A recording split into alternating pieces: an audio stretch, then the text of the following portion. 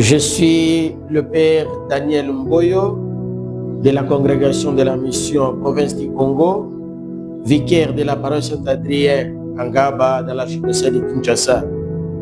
Nous vous présentons notre chaîne qui s'intéresse à la parole divine, la méditation matinale et puis le dimanche.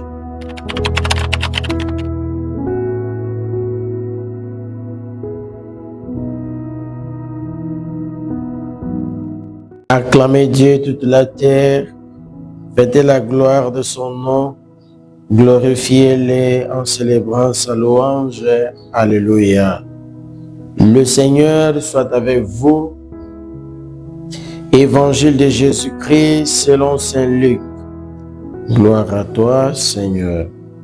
Nous lisons au 24e chapitre, du 13e au 35e verset. Le même jour, c'est-à-dire le premier jour de la semaine, des disciples faisaient route vers un village appelé Emmaüs, à 2 heures de marche de Jérusalem, et ils parlaient entre eux de tout ce qui s'était passé. Or, tandis qu'ils s'entretenaient et s'interrogeaient, Jésus lui-même s'approcha et il marchait avec eux. Mais leurs yeux étaient empêchés de le reconnaître. Jésus leur dit: de quoi discutez-vous en marchant? Alors ils s'arrêtèrent, tout tristes. L'un de deux, nommé Cléophas, lui répondit: tu es bien le seul étranger résidant à Jérusalem qui ignore les événements de ces jours ici. Il leur dit: quels événements? Ils lui répondirent: ce qui est arrivé à Jésus de Nazareth, cet homme qui était un prophète puissant par ses actes et ses paroles devant Dieu et devant tout le peuple. Comment les grands prêtres et nos chefs l'ont livré, ils l'ont fait condamner à mort et ils l'ont crucifié. Nous espérions que c'était lui qui allait délivrer Israël. Mais avec tout cela, voici déjà le 3e jour qui passe depuis que c'était arrivé. À vrai dire, des femmes de notre groupe nous ont remplis de stupeur. Quand dès l'aurore, elles sont allées au tombeau, elles n'ont pas trouvé son corps. Elles sont venues nous dire qu'elles avaient même vu une vision des anges qui disaient qu'il est vivant. Quelques-uns de nos compagnons sont allés au tombeau et ils ont trouvé les choses comme les femmes l'avaient dit. Mais lui, ils ne l'ont pas vu. Il leur dit alors: esprit sans intelligence, comme votre cœur est lent à croire tout ce que les prophètes ont dit, ne fallait-il pas que le Christ souffrit cela pour entrer dans sa gloire? En partant de Moïse et de tous les prophètes, il leur interpréta dans toute l'écriture ce qui les concernait. Quand ils approchèrent du village où ils se rendaient, Jésus fit semblant d'aller plus loin, mais ils s'efforcèrent de les retenir. Reste avec nous car le soir approche et déjà le jour baisse. Il entra donc pour rester avec eux. Quand il fut à table avec eux, ayant pris le pain, il prononça la bénédiction et l'ayant rompu, il leur donna. Alors leurs yeux s'ouvrirent et ils les reconnurent, mais il disparut à leur regard. Ils se dirent l'un à l'autre: notre cœur n'est-il pas brûlant en nous tandis qu'il nous parlait sur la route et nous ouvrait les Écritures. À l'instant même, ils se levèrent et retournèrent à Jérusalem. Ils y trouvèrent réunis les 11 apôtres et leurs compagnons, qui leur dirent: le Seigneur est réellement ressuscité, il est apparu à Simon-Pierre. À leur tour, ils racontaient ce qui s'était passé sur la route et comment le Seigneur s'est fait reconnaître par eux à la fraction du pain. Acclamons la parole de Dieu. Louange à toi, Seigneur Jésus. Mes bien-aimés dans le Christ, nous célébrons aujourd'hui le 3e dimanche des temps de Pâques. Dimanche 19 avril 2026, le texte liturgique proposé par l'Église Notre-Mère, la première lecture, nous trouvons cela dans le livre des Actes des Apôtres, au 2e chapitre, le 14e verset, puis 22e verset jusqu'au 33e verset. Puis la deuxième lecture, c'est la première lettre de Saint-Pierre, au premier chapitre, du 17e au 21e verset. Et l'évangile que nous venons de lire, c'est l'évangile de Saint-Luc, au 24e chapitre, du 13e au 35e verset. Jésus, la source de la joie profonde et durable.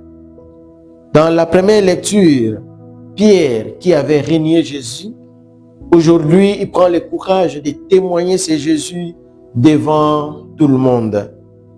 Il devient le témoin de la résurrection du Christ. Il dit bel et bien que Jésus, c'est lui qu'on avait tué, qu'on avait crucifié, et c'est bien lui qui est ressuscité d'entre les morts. Il démontre comment la promesse réalisée par Dieu a été accomplie par Jésus. Mes frères et sœurs, nous sommes des témoins.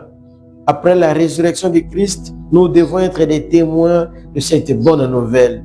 Nous ne devons plus avoir peur de quelqu'un pour témoigner cette résurrection du Christ, pour prouver que réellement c'est lui le Fils de Dieu qui est ressuscité entre les morts. Dans la deuxième lecture, Saint Pierre continue à nous faire comprendre que si nous sommes sauvés, c'est par le sang précieux de Jésus. Ce sang nous a purifiés et nous sommes devenus et nous avons le courage de dire Père aujourd'hui. Et nous n'avons plus peur de témoigner de ce que nous avons reçu comme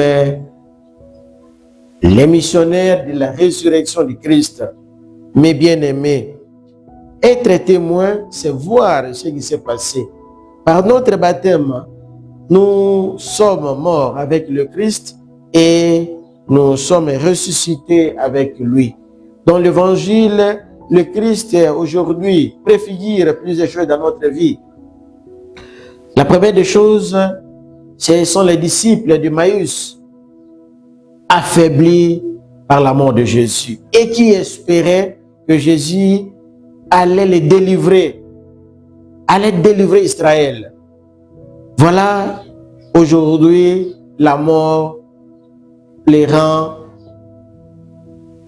petits et ils sont appelés à rentrer vers leur village. On nous cite deux disciples et le premier disciple qui est reconnu, c'est Cléophas et le deuxième n'est pas cité. Le deuxième disciple peut être moi, peut être vous. Nous qui suivons la parole de Dieu, nous qui sommes les abonnés de la bonne nouvelle, tu es aussi le deuxième disciple. Devant tes difficultés, devant tes problèmes, les désespoirs que tu as, tu comptes rentrer, revenir à l'état initial. Et aujourd'hui, Jésus vient, il nous redonne cette joie. Comme les disciples, il les conseille, il le fait comprendre à travers les Écritures saintes. Mes bien-aimés, prenons le temps de nous unir avec le Christ en lisant la parole de Dieu. Et la deuxième des choses, Jésus préfigure la célébration eucharistique avec ses deux parties, la liturgie de la parole et la célébration eucharistique.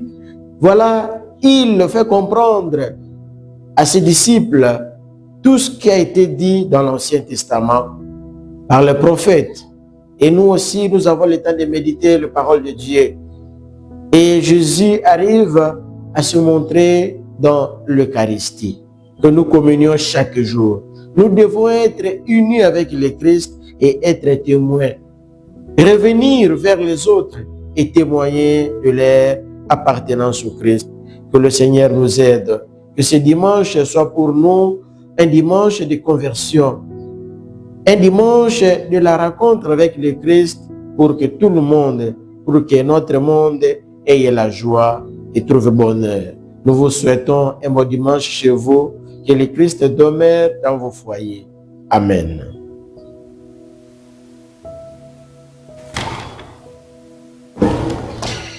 Prions. Regarde avec bonté, Seigneur. Nous t'en prions, le peuple que tu as rénové par tes sacrements.